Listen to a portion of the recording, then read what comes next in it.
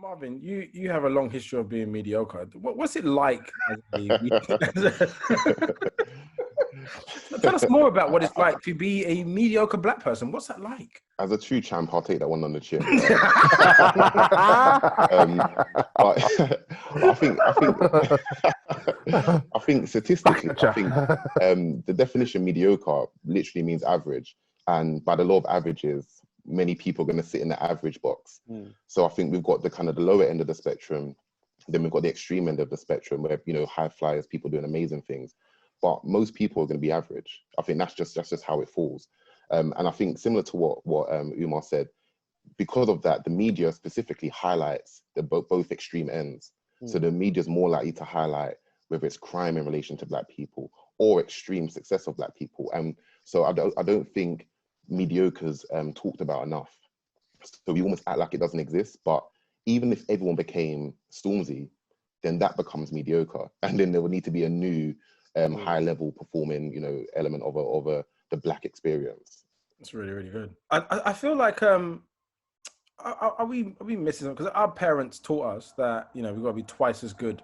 So if you have to be twice as good, have we ever accepted that we can be mediocre but still have, because it's not just about being mediocre, because people are living the average lifestyle, but, you know, there are people who are mediocre who are in six-figure paid jobs and running departments and running businesses.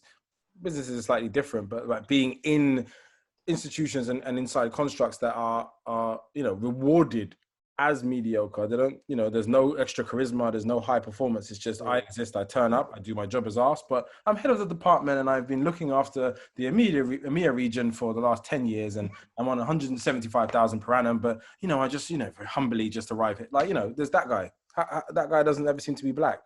So are your parents right? Were they ever right to tell you to be twice as good to get half as much?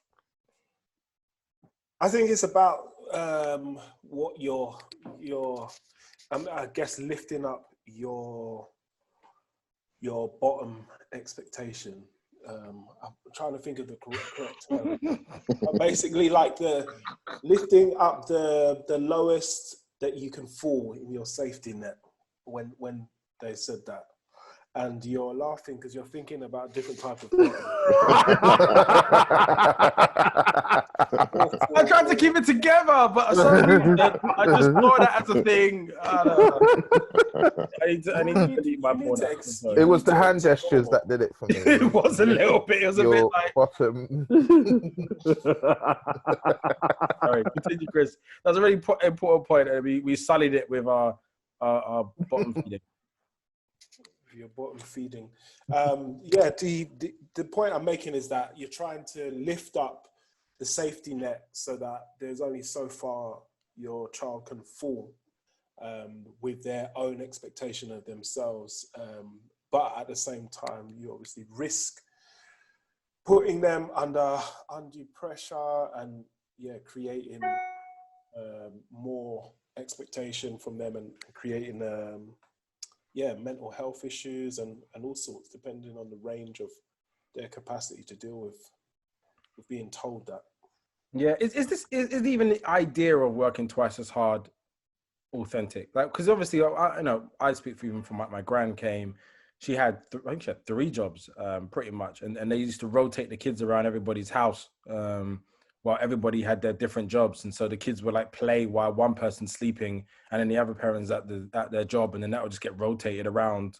So at least there was someone alive, awake in case something went wrong. But that, you know, can you work your way out of mediocrity? Like, is it just about working really hard and having 3 jobs for you to not be mediocre?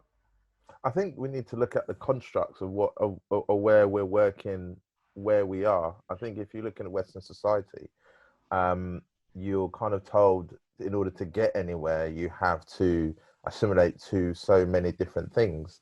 So, but naturally, what you then have to do, first of all, you're a black person in that society, which doesn't, you know, it's not really working in your favor. So already you have to overcome that aspect of it. So whilst working hard might seem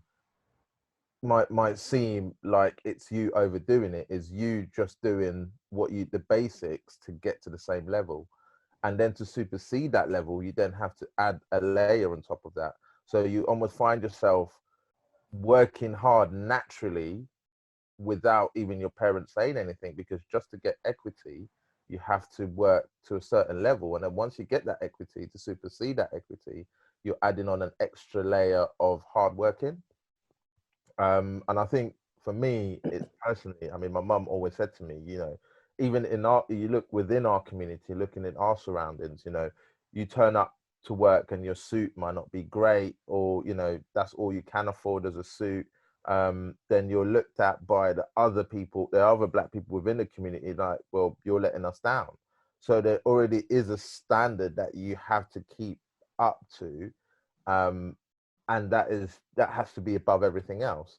So the idea of working twice as hard to get anywhere is already ingrained in our community. It's already ingrained before you even, you know, by the mere cultural surroundings we live in. I'd agree with that. I think, like you say, I think just by nature of us being here in a Western society, in a country that's, you know, yes, we might have all been born here, but, you know, by design, it's not actually our country as such. So that construct has already been put there, like you say. I think, you know, my parents, they came over from Nigeria in the early 80s, and it's very much, you know, I've grown up in the environment of you have to work twice as hard, because they had to work 3, 4, 5 times as hard to get to where they are now. I think, you know, I don't feel necessarily that I'm going to be in a position where I need to work 3, 4, 5 jobs like, you know, my descendants have done.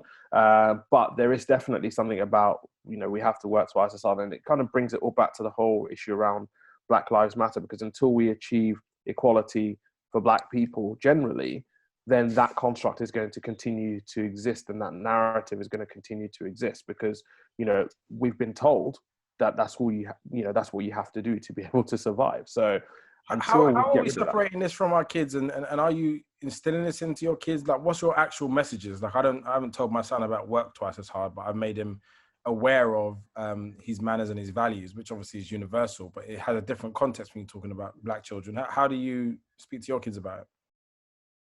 I think with my kids, I've just told them, be happy in what you do.